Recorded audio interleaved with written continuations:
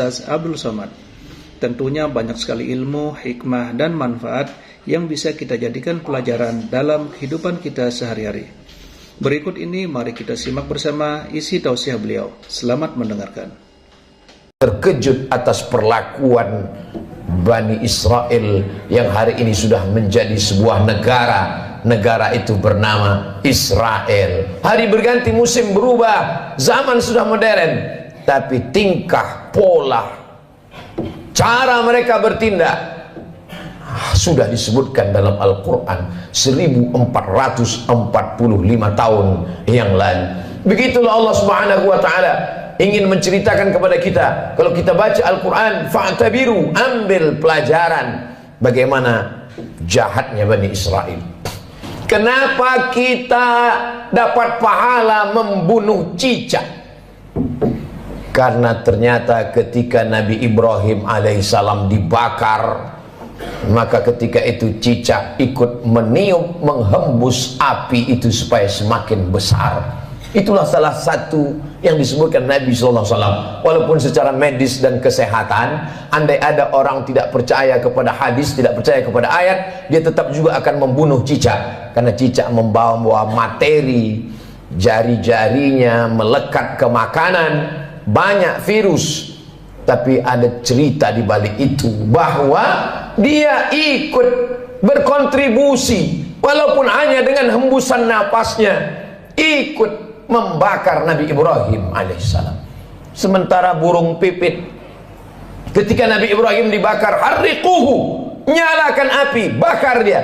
Burung pipit datang membawa setetes dua tetes air. Setetes dua tetes air yang dibawa oleh burung pipit untuk memadamkan api yang membakar Nabi Ibrahim tidak ada pengaruhnya.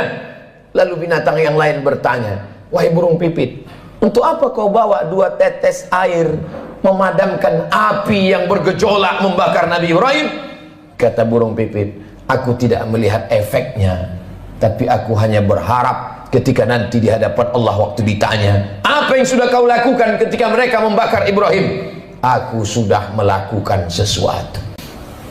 Ketika Nabi Musa alaihissalam membawa Bani Israel menyeberang Laut Merah, bagaimana penderitaan yang dialami oleh Nabi Musa alaihissalam?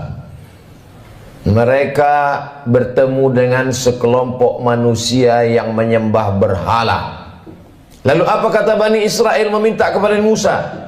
Ya Musa, ij'al lana ilahan kama lahum alihah. Wahai Musa, buatkanlah kami Tuhan seperti Tuhan-Tuhan mereka dalam bentuk berhala. Begitulah kurang ajarnya Bani Israel kepada Nabi utusan Allah Subhanahu wa ta'ala. Hari ini sejahat-jahatnya umat Nabi Muhammad SAW, belum pernah ada yang menantang Ustadz, tolong buat kami Tuhan seperti Tuhan mereka. Andai tidak percaya kepada Ustadz, paling mereka hanya akan diam saja. Tapi kisah ini diabadikan dalam Al-Quran. Surat yang pertama Al-Fatihah, surat yang kedua Al-Baqarah. Surat Al-Baqarah bercerita tentang perjalanan Nabi Musa alaihissalam bersama dengan Bani Israel. Perjalanan mereka lanjutkan. Lalu apa kata mereka kepada Nabi Musa alaihissalam? Ya Musa, lan nu'mina laka hatta narallaha jahrah.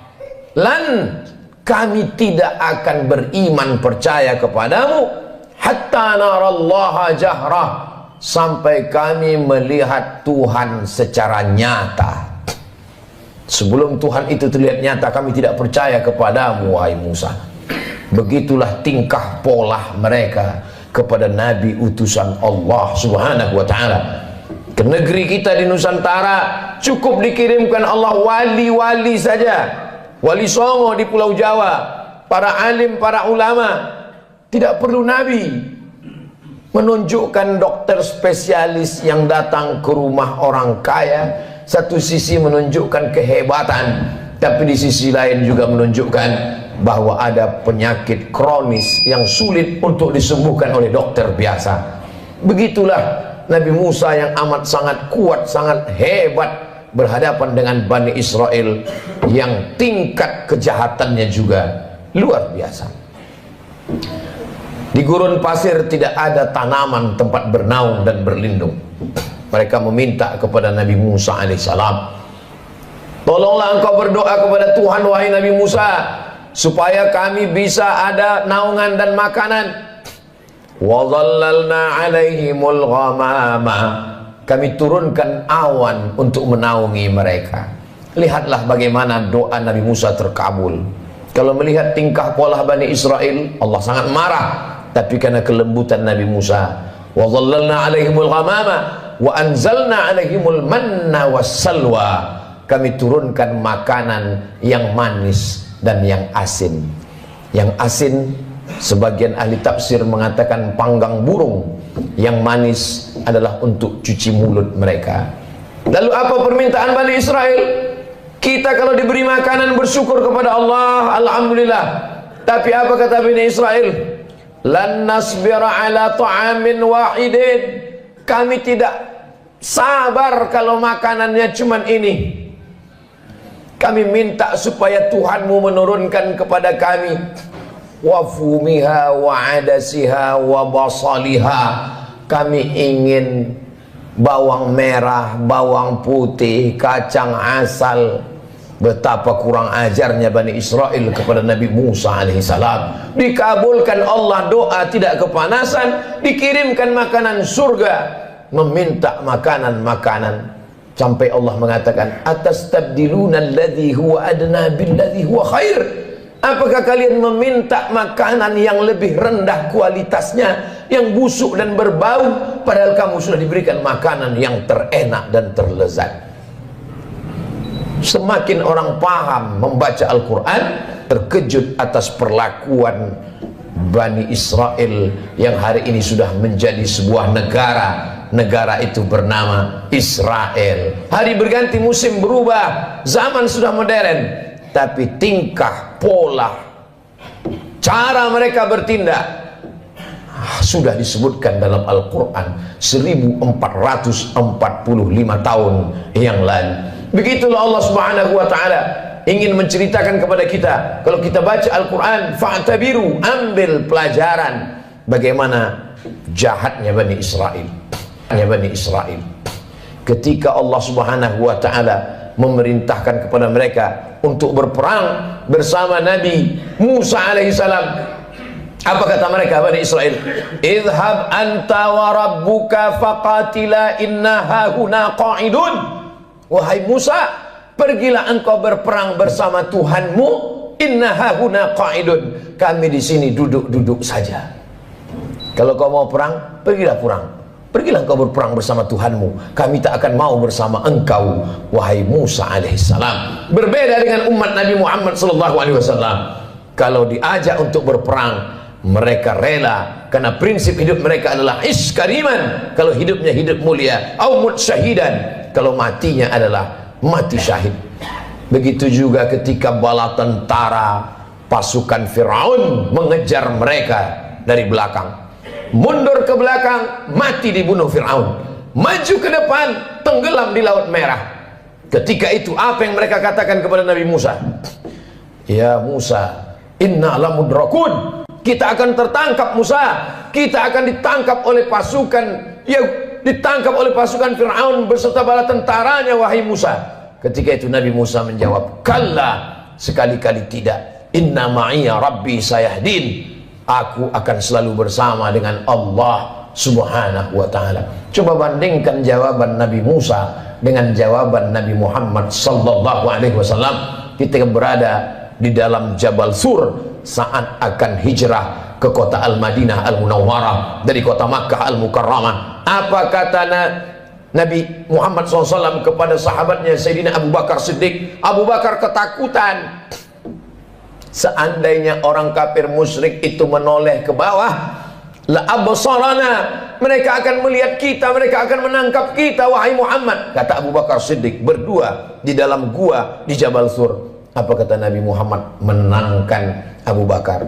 La tahzan, jangan kau sedih, jangan kau takut, jangan kau cemas. Innallaha ma'ana, Allah bersama dengan kita.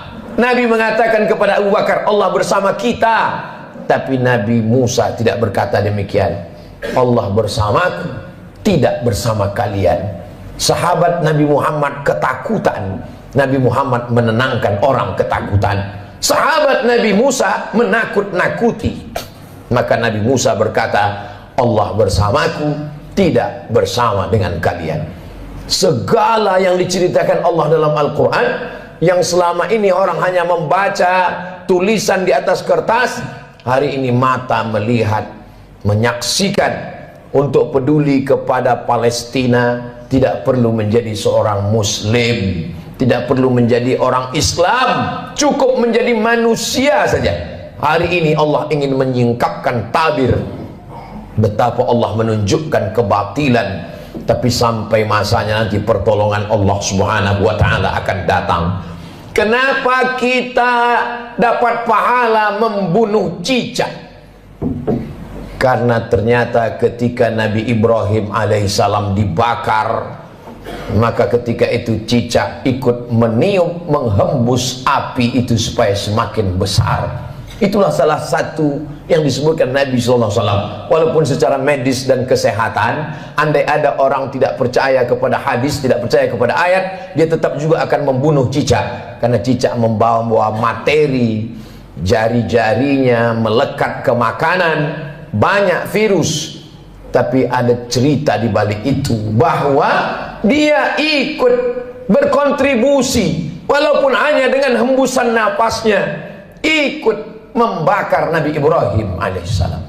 Sementara burung pipit, ketika Nabi Ibrahim dibakar, harriquhu, nyalakan api, bakar dia. Burung pipit datang membawa setetes dua tetes air. Setetes dua tetes air yang dibawa oleh burung pipit untuk memadamkan api yang membakar Nabi Ibrahim tidak ada pengaruhnya. Lalu binatang yang lain bertanya, wahai burung pipit, untuk apa kau bawa dua tetes air memadamkan api yang bergejolak membakar Nabi Ibrahim? Kata burung pipit, aku tidak melihat efeknya, tapi aku hanya berharap ketika nanti di hadapan Allah waktu ditanya, apa yang sudah kau lakukan ketika mereka membakar Ibrahim? Aku sudah melakukan sesuatu. Jangan pernah menganggap sepele perbuatan kita hari ini. Kita tak bisa datang ke Palestina memakai baju perang, tapi kalau kita berkumpul bersama, mengumpulkan dana, duit itu akan dikirim melalui lembaga yang terpercaya. Di antaranya dompet duafa, untuk membeli susu bayi, untuk membeli selimut, untuk membuat sumur bor supaya mereka bisa makan dan minum. Maka bantuan itu sama seperti tetesan burung pipit yang memadamkan api Nabi Ibrahim alaihissalam. Jangan pernah tertawa melihat kebatilan. Kalau belum pernah bisa membela Palestina dengan nyawa, dengan harta, jangan pernah mentertawakan. Karena dulu 1945 ketika kita Presiden Insinyur Soekarno, Bung Hatta memproklamirkan kemerdekaan Indonesia, di antara umat di dunia ini yang mendukung kemerdekaan kita adalah Imam Amin Al-Husaini, seorang mufti. Jabatan tertinggi di Palestina dalam bidang agama dipegang oleh mufti. Mufti Amin Al-Husaini adalah orang pertama yang mengakui kemerdekaan Republik Indonesia. Amerika menolak kemerdekaan kita karena bersekutu, bersekongkol dengan Belanda. Tapi Palestina, mereka adalah orang yang memberikan support, doanya, pengakuan. Karena syarat merdeka punya wilayah teritorial, ada pemerintahannya. Jangan lupa, ada syarat untuk menjadi negara merdeka, diakui oleh negara lain. Negara pertama yang mengakui kita adalah Mesir. Mufti pertama yang mengakui kita adalah Mufti Palestina. Ketika itu mereka negara yang merdeka, Palestina sebagai sebuah negara. Saat kita merdeka 1945, Palestina negara merdeka dan mengakui kita sebagai negara. Barulah tahun 1946 orang Israel datang berduyun-duyun dari seluruh negara, merampas, mencabik-cabik, mencaplok wilayah Palestina. dan sekarang jumlah mereka di sana 5 juta orang berkumpul, yang awalnya mereka hanyalah pengungsi, mereka tidak punya daratan, mereka tidak punya negara, tapi memang mereka penjajah yang pada akhirnya dunia mereka kuasai. Satu-satunya negara yang tak dapat mereka kuasai adalah Palestina. Dari sejak kita kecil, mata kita menatap televisi tak berwarna. Yasser Arafat memperjuangkan. Hari berganti, musim berubah. Hari ini para pejuang, kalau kita tidak bisa menolong dengan tetesan darah dan nyawa, tidak bisa dengan harta, maka dengan doa, panjatkan doa dalam qunut nazilah, mintakan dalam tahajud supaya Allah memberikan pertolongan, karena kita akan diminta tanggung jawab di hadapan Allah Subhanahu wa taala. Man lam yahtam bi amril muslimin, siapa yang tak peduli kepada kondisi saudaranya, falaisa minhum, maka tidak diakui imannya kepada Allah Subhanahu wa taala. La yu'minu ahadukum, tidak sempurna iman kamu, hatta yuhibba li akhi, sampai engkau sayang kepada saudaramu, ma yuhibbu li nafsih, seperti kau sayang pada dirimu sendiri. Subhanallah, sangat luar biasa tausiah yang sudah disampaikan oleh guru kita Al-Ustaz Abdul Somad. Sahabat beriman yang dirahmati Allah, tetaplah di channel ini karena tausiah ini belum selesai dan masih banyak lagi hal-hal menarik yang akan disampaikan oleh beliau. Tetaplah di channel ini dan mari kita lanjutkan kembali. Selamat mendengarkan.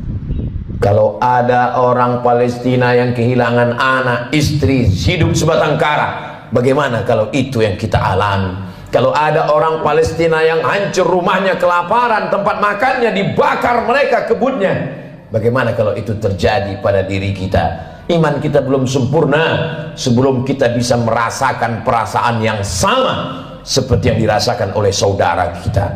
Kita tidak menjadi marah membabi buta, kita tidak menjadi orang yang amat sangat keras kepada sesama, tapi justru kita menjaga persatuan, kesatuan, mendoakan, mensupport, menjadi orang yang lebih baik di hadapan Allah Subhanahu wa taala, melihat apa yang dialami oleh saudara-saudara kita. Mereka menangis bukan karena takut kepada Israel. Seorang ibu dikabarkan anaknya meninggal dunia. Lalu beberapa tentara mujahid fisabilillah menyampaikan, anak ibu meninggal dunia, gugur sebagai syahid karena dibunuh tentara Israel. Air matanya menetes, wajahnya haru. Lalu kemudian orang ramai datang memberikan takziah, menyabarkannya. Sabar ibu, anak ibu sudah syahid, jangan menangis. Lalu tak lama dia menjawab, aku menangis bukan karena sedih anakku mati, aku menangis mengapa yang mati syahid cuma satu, kenapa dulu aku tidak punya anak banyak dan semuanya mati syahid. Cita-cita anak Palestina yang tertinggi, diadakan survei lembaga internasional, mereka berikan kertas, pertanyaannya, apa cita-citamu wahai anak Palestina? Cita-cita mereka adalah ingin mati syahid. Sejak 1946 Israel datang sampai hari ini 2023. Kenapa mereka tidak pergi ke Amerika, ke Eropa, ke Australia untuk mendapatkan suaka politik? Tak bisakah mereka menempuh jalur darat? Bisa. Kenapa mereka tidak pergi? Mereka ingin mati sebagai syahid dan tidak ingin meninggalkan bumi yang diberkahi, yang disebutkan dalam Al-Quran, subhanalladzi asra bi'abdihi laylan minal masjidil haram ilal masjidil aqsa. Kalau hari ini kita merasa kasihan, sesungguhnya yang lebih layak dikasihani adalah diri kita yang tidak pernah mementingkan agama Allah, yang tidak pernah bercita-cita ingin menjadi syahid. Wa tilkal ayyamu nudawiluha bainan nas, demikianlah hari itu kami tukarkan, kami pergantikan silih berganti. Untuk apa Allah buat ada tahun lalu dan tahun ini? Untuk apa Allah buat ada Jumat yang lalu dan Jumat ini? Liya'lamallahu alladhina amanu, Allah mau melihat siapa yang imannya istiqamah. Wa yattakhidha minkum syuhada, Allah ingin melihat siapa yang mati syahid. 17 Agustus bukan hanya sekedar mensyukuri nikmat kemerdekaan, tapi juga mengenang mereka yang mati syahid. Tanah yang kita injak adalah tetesan darah para syuhada. Tempat kita berjalan adalah kain kafan mereka yang mati syahid. Negeri ini merdeka karena mereka mati syahid. Siapa yang menyampaikan itu? Yang menyampaikan itu adalah para alim dan ulama. Kalau kita hari ini kasihan, sesungguhnya sisakanlah rasa kasihan pada diri kita sendiri yang belum tentu diterima Allah. Kita semua akan diminta tanggung jawab nanti di hadapan Allah Subhanahu wa taala. Salahuddin Al-Ayyubi, kalau dia ditanya Allah, apa yang sudah kau lakukan wahai Salahuddin? Salahuddin menjawab, aku sudah memerdekakan Palestina. Ditakdirkan Allah kita hidup tahun 2023. Zaman dulu kalau terjadi pembunuhan orang di Nusantara, nenek moyang kita tak tahu apa yang terjadi di Palestina. Beritanya lambat. Hari ini pembunuhan di detik ini, videonya langsung di-share dan kita bisa melihatnya. Kita diminta tanggung jawab di hadapan Allah Subhanahu wa taala. Salat kita, puasa kita, zikir kita. Tapi jangan lupa, kita akan diminta tanggung jawab. Apa peduli kita kepada Masjidil Aqsa, tempat Isra Mi'rajnya Nabi Muhammad SAW. Mudah-mudahan Allah mengampuni segala dosa-dosa, kekhilafan dan kesilapan kita. Kita ajarkan kepada anak-anak kita tentang peduli kepada Palestina, tentang peduli kepada Masjidil Aqsa, tentang peduli kepada agama Allah Subhanahu wa taala. Barakallahu li wa lakum fil Qur'anil azim wa nafa'ani wa iyyakum bima fihi minal ayati wadh-dhikril hakim wa taqabbala minni wa minkum tilawatahu innahu huwal ghafurur rahim. Alhamdulillahirrabbilalamin. Demikian tausiah penuh ilmu, hikmah dan manfaat yang sudah disampaikan oleh guru kita Al-Ustaz Abdul Somad. Sahabat beriman yang dimuliakan Allah, terima kasih banyak sudah menyimak tausiah ini sampai selesai. Doa dan harapan saya semoga sahabat semua selalu diberikan kesehatan, dimudahkan segala urusannya dan dilancarkan rezekinya. Amin ya robbal alamin. Demikian yang dapat saya bagikan, kurang lebihnya mohon maaf. Sampai bertemu lagi di tausiah berikutnya. Wabillahi taufiq wal hidayah wa ridha wal inayah. Wassalamualaikum warahmatullahi wabarakatuh. Setelah kita mendengarkan bersama tausiah yang sangat luar biasa dari guru kita Al-Ustaz Abdul Somad, sekarang mari kita lanjutkan aktivitas kita masing-masing. Sampai bertemu lagi di tausiah berikutnya. Selamat beraktivitas dan sukses selalu. Wassalamualaikum warahmatullahi wabarakatuh. Bismillahirrahmanirrahim.